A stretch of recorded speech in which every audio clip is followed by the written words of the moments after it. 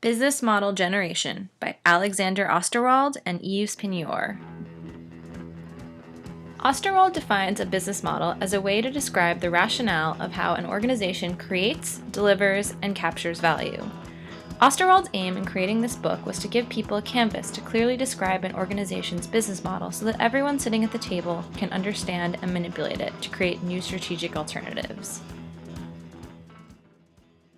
The business model canvas is comprised of 9 building blocks: customers, value proposition, channels, customer relationships, revenue streams, key resources, key activities, key partnerships, and cost structure.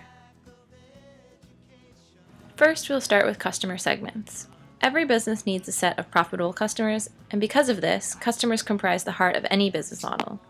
Businesses can segment their markets in several ways. Business models focus on mass market, focus on one large group of customers with broadly similar needs.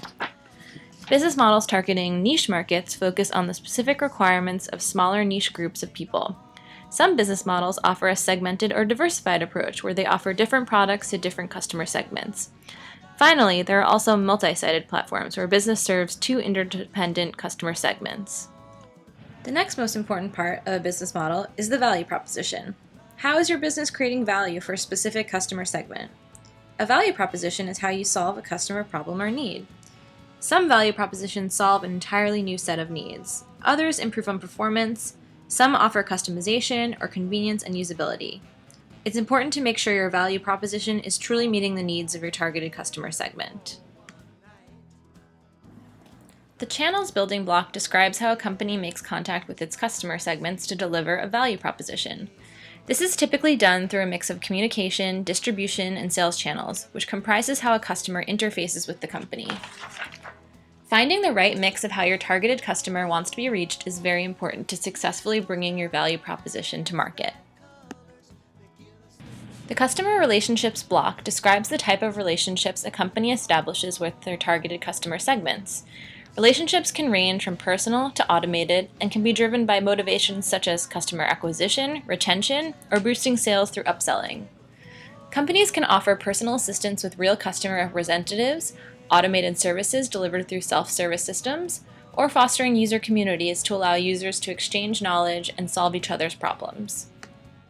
The revenue streams block represents the cash a company generates from each customer segment. A business model can have 2 different types of revenue streams. One is a one-time customer payment in exchange for the value proposition. The second is a recurring revenue from ongoing payments. The key resources building block describes the assets that are most crucial to make a business model work.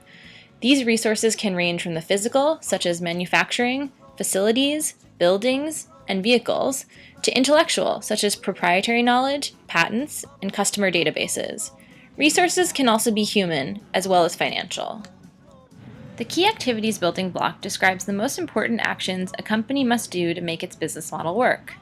These activities can range from production of goods to problem-solving new solutions to individual customer problems. A key activity could also be serving as a platform which allows customers to connect with each other.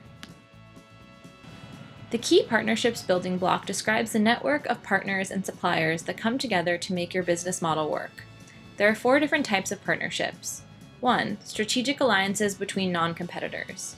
2. Competition, strategic partners between competitors. 3. Joint ventures to develop new businesses. 4. Buyer-supplier relationships to assure reliable supplies.